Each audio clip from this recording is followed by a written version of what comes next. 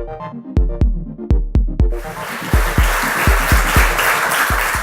right, is the sound okay? We're good? Cool. So, Electron is pretty awesome, right? How many people here have worked with Electron? Okay, that's a pretty good number. So Electron's a thing that's gotten a lot of kind of hype and enthusiasm in the past few years. And at least in my circles, the sort of like basements of people being paranoid about security, it's also gotten a lot of kind of flack for its security model. And so I'm kind of here to discuss whether Electron is awesome or whether it is terrifying or whether it is perhaps both. And specifically, so this is me, and part of what my team does is we make an Electron app. And so we're a secure communications company that uses Electron. And so I'm basically like a security person, but I'm also a person who likes nice things. And that's a really tough place to be. So one of the things that we've done is we've had our Electron app audited, and we have a bug bounty program, and we're just generally very deep into kind of like the Electron security model and figuring out what is Electron good for, what is it not. And despite kind of being immersed in all the scary security stuff, I'm still actually a really big fan of Electron. So that's why I'm here. I'm not here to be all doom and gloom. I'm here to try to give you sort of a 20-minute breakdown of what are some of the bad things about Electron from a security standpoint, and how can you maybe mitigate those. So specifically, this is the whirlwind tour, 20 minutes, hopefully. So first of all, I'm going to talk a little bit about what Electron is and how it works, very briefly, for those who maybe haven't had a chance to work with it yet. Then I'm going to talk about what the main security issues in Electron are. Then I'm going to give you some pointers for working with Electron in a more safe fashion. And then maybe express a bit of optimism about Electron and security overall. So, all right, let's go. First of all, what's Electron, right? So Electron is this wonderful framework for making cross-platform apps using web technologies. So it's got all the batteries included, nice native-like integrations into Mac OS and Windows and Linux. And I guess one of the important questions about what a technology is kind of like, why is it? And in the sense of why making something cross-platform, I guess that's just because money isn't infinite. And if you're a small company, an open source project, whatever, you don't have like your team of Windows developers and your team of Linux hackers who can also know everything about all the distros, and also your Mac OS team. Like that's pretty difficult. And the web stack is attractive for this kind of thing because simply, as web developers, we've sort of built the best possible tooling for making user interfaces. We've really nailed that. And other ways of making cross-platform apps involve things like writing your user interface in C, which is not everyone's cup of tea. It's not my cup of tea anyway. So Electron is pretty big because it was started by GitHub. It's used in Atom originally. That's kind of where it came from. And then you're probably using it in some app or another, even if you don't use Atom. Skype is now based on Electron, Slack, VS Code. It's all over the place. And at this point, it's sort of very well supported by the larger companies that use it, as well as a rich open source community. All right, so that's the sort of why and what. Now, what goes on under the hood of Electron? The main thing is basically that it's two things. It's a renderer process, which is basically Chromium, and then there's a main process with it, which is a Node.js process. And so, the renderer, it's a browser. You can use your favorite framework, you can use your favorite tooling, you can do all of the nice things that you would normally do with a web app in the Chromium process. And then there's the Node.js process. And luckily, yesterday we had a talk about all of the little things that you can do with Node, on your machine, all of the workflows it can facilitate, things involving the file system, involving peripherals, Bluetooth, whatever. So all of that you can do with the Node main process. And then the cool thing about Electron is that it lets you use those things together and lets them talk to each other.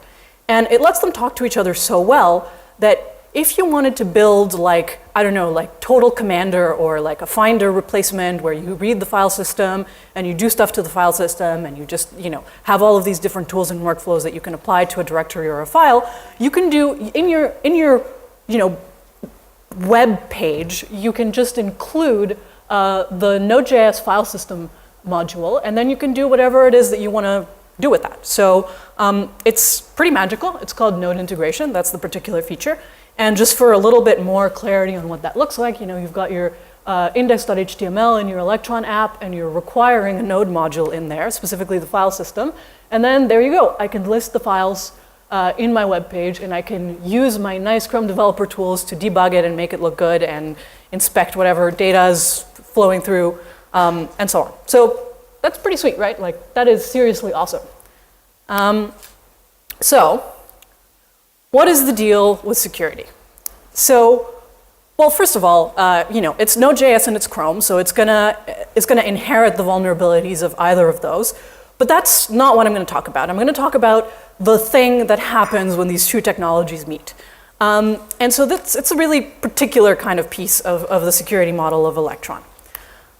So by way of introduction, I want to get a little bit existential. So what even is a desktop app? And the thing is that a desktop app is pretty fundamentally different from a web app. It's a very different paradigm. And the thing about Electron is that it's so good that you can kind of forget that. Like, you kind of just like, oh, I'm making a web app, everything is awesome.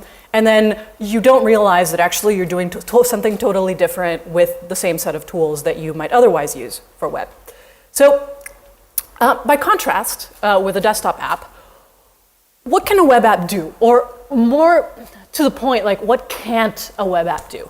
So when you're in the browser and you are trying to write malicious code because, I don't know, that's your hobby, you're very limited. Like, you're limited because the code, when it runs on a user's machine, is sandboxed. So you can only do what the browser lets you do. So you can try to throw all kinds of bombs, and they're just going to get caught by the browser sandbox, and it's going to be fine. So if someone hacks your web app, it's going to suck for the data that maybe gets lost or compromised. It's going to suck for your business if some embarrassing, I don't know, ads or whatever make their way onto your website. But the damage doesn't spread beyond the browser. Like, it's not in the user's machine. It's bounded. Whereas a desktop app, regardless of Electron or not, it generally runs with user privileges. So it can do anything that you can do on your computer. So it can access your file system, it can execute other programs, it can, I don't know, turn on your camera, turn on your mic, connect to peripherals, it can do all kinds of stuff. Maybe it can prompt for privilege escalation. It can really do a lot of stuff. It doesn't have that sandbox.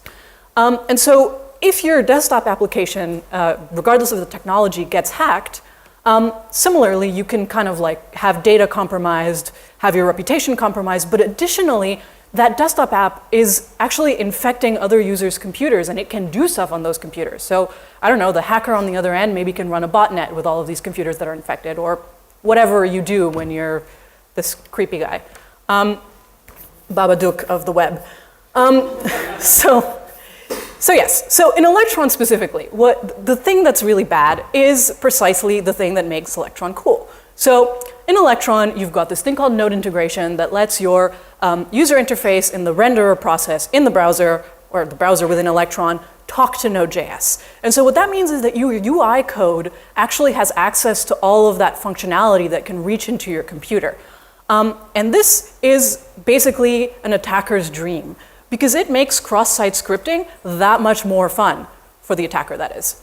So I'm going to gloss over the basics of XSS because helpfully for my time limitations today, Katie went over XSS yesterday. So that was great.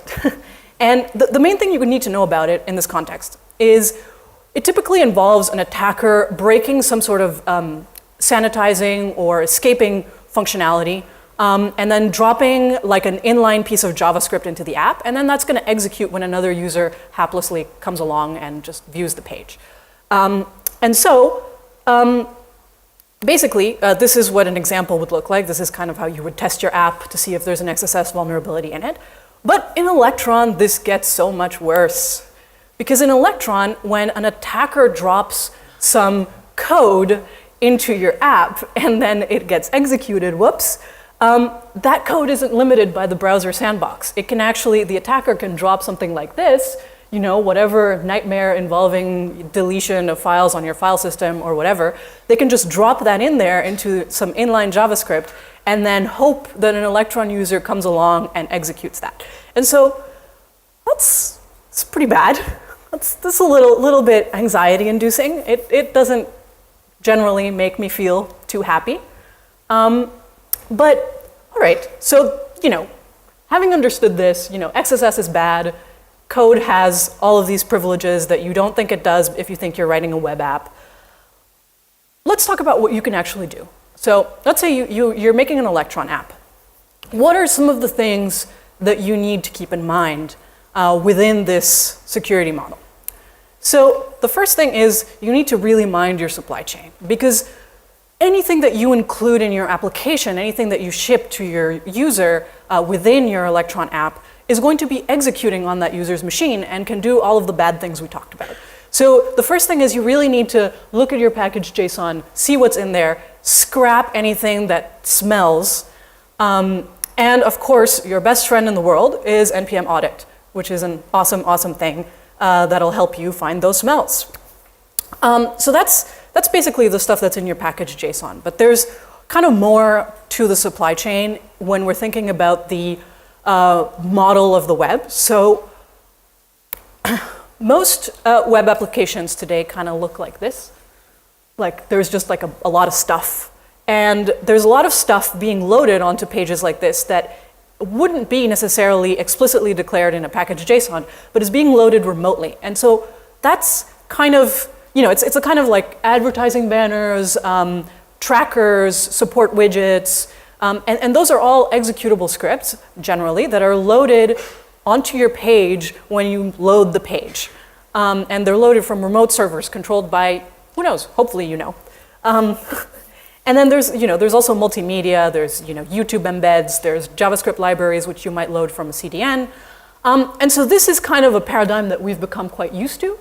And in Electron, that's very scary. Because when you do this in Electron, you're saying, hey, whenever my user runs the application, I'm just going to reach into all of these remote servers that I hope are not malicious and also not compromised, and I'm going to take their code and I'm going to run it on my user's machine with no sandboxing. So that's a really extreme amount of trust to give whatever advertising company or whatever whose scripts you're including. So this is something to really think about when you're writing Electron, is that you probably don't want to do a lot of these things. And for example, some of the performance benefits that you might get from using a CDN, in Electron you're just bundling all of that and shipping it to the user, and they're going to have it available offline. So the incentives are very different. Okay, so that's the supply chain side of things. Next, I want to, again, go quickly over XSS. So the kind of first commandment of XSS is you need to validate, you need to escape, you need to sanitize, you need to really just clean up anything that a user is able to enter. And this didn't die in the 90s, like while in the 90s it was very fun. Tooling has gotten a lot better. And rendering engines and such kind of always keep XSS in mind, but it's still kind of easy to end up with an XSS vulnerability.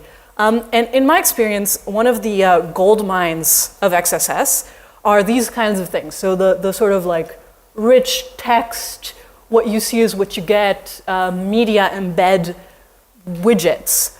These things, like when you're trying to combine all of these different things and like you want to allow your user to inject some rich content but not other kinds, it's really easy for that to get screwed up. So this is a particular area in which I would encourage everyone, not just in Electron, but especially in Electron, to really be careful because you can easily end up with an XSS vulnerability in there. And now, again, when we're talking about XSS, one of your biggest weapons to defend against it is going to be the content security policy. So this is something that came up yesterday as well. And it is really like your number one friend. When you set a restrictive CSP, basically what you're saying is, I do not want to allow any script or image or style or video or whatever media to execute other than if it is coming from my own web page or domain. And that also means that inline scripts are disallowed. So in an example, when an attacker kind of drops some inline JavaScript into your app, when it tries to execute, it's going to get blocked by CSP. So this is something that maybe you've encountered kind of accidentally when you're trying to do something and CSP won't let you. But actually, it can be your best friend because it's going to not permit a script that you didn't intend to be there to run. So okay, let's say that you've got your page like this and you want to bring this to Electron and you want to kind of like deconstruct all of the different things in there and you want to make it safer.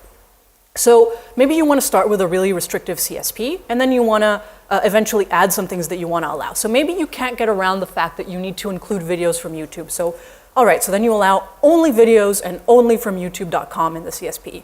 And then maybe for other things, you can get around it. So you can include any scripts that you were loading remotely in your app bundle. You can also, instead of using sort of remote analytics JavaScript, you can use some HTTP API offered by the same company or something else. Like you can kind of get around narrowing the amount of things that you're loading remotely.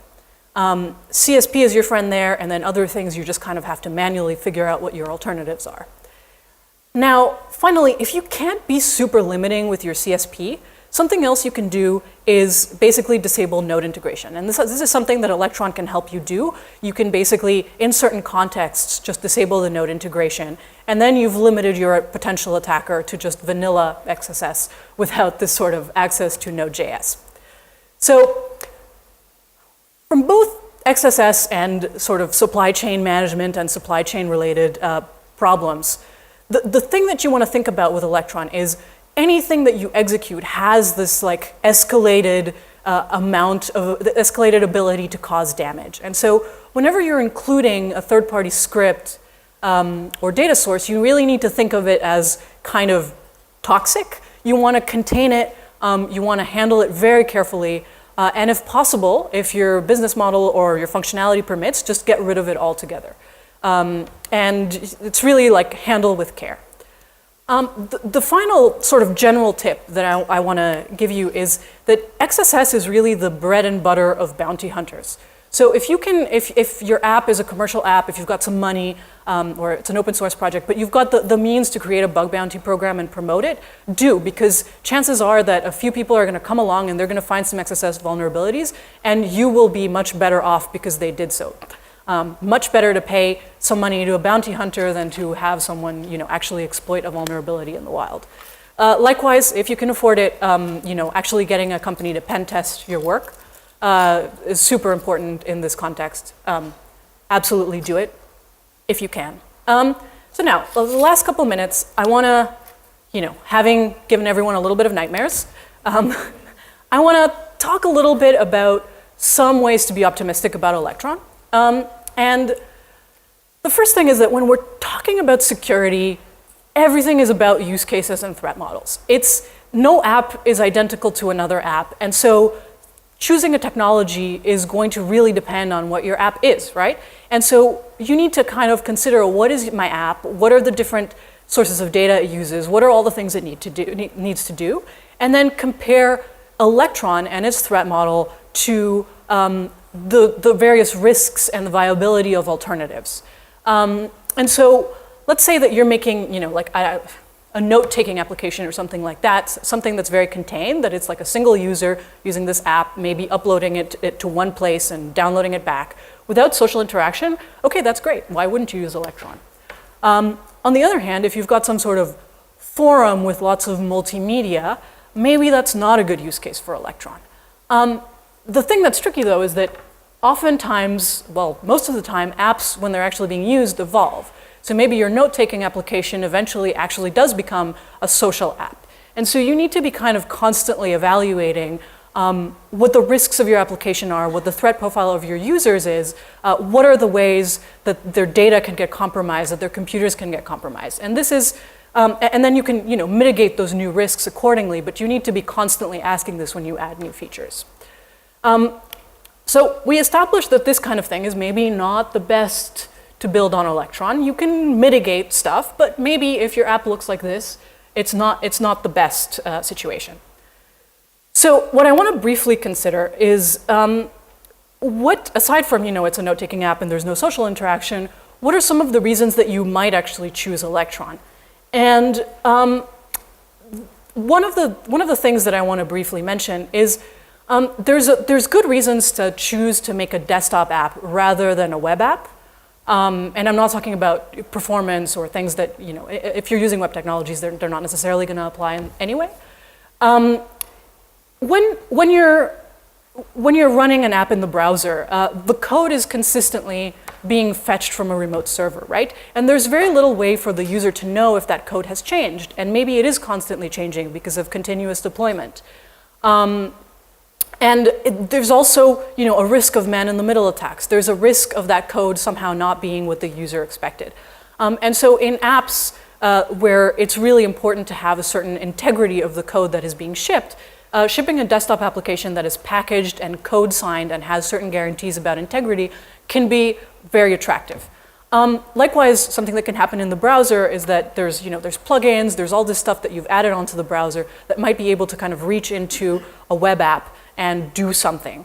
And so this is why a desktop app makes a lot of sense for something like a password manager, a cryptocurrency wallet, something that has a lot of sort of secrets built in, where there's data that's extremely sensitive that you only want on your client. And where the security model of the app includes things like being really sure that the source code is what you've promised, maybe what you've published on GitHub, something like that. So there's definitely scenarios from a security standpoint where you might prefer building a desktop app over web apps. And Electron isn't necessarily special in that regard. Like in this case, it's just like the model of a desktop app versus the model of the browser. But the thing about Electron, and one of the things that's so cool about it, is that it actually makes building desktop apps accessible. And as a developer, the existence of Electron means that you can consider, when you're considering your threat model, you can consider what you're going to do with that app. As a final note, I want to end on a little bit of a philosophical musing that's maybe less optimistic and more harm reductive. I think that the idea of using web tools and a browser to build desktop apps was pretty much inevitable. Because, like I said kind of at the beginning, why wouldn't you use the best tools available to make user interfaces? And especially if you can make them cross-platform. And there have been previous projects prior to Electron. There was Node WebKit / NWJS. Like this idea has been sort of cooking for a while. And Electron vulnerabilities are high profile because Electron itself is high profile and there are high profile projects on it. But what this actually means is that there are third parties that are constantly auditing Electron, finding vulnerabilities, and those vulnerabilities are actually getting fixed. So if you actually hear about security vulnerabilities in a thing, that's actually good because it means that someone cares. And you can't always say the same for other things, right? And the Electron team is constantly adding security features. I only glossed over some of them. And if you make an Electron app, then you should absolutely be constantly checking in with the new security stuff that's available in the framework. Finally, I hope I've given you a moderate and non-debilitating amount of nightmares about the Electron apps that you make / use. And I'd like to just petition you all, whether you're using Electron or not, to always think about threat models and audit your dependencies and also just enjoy nice things because they're nice. Thank you.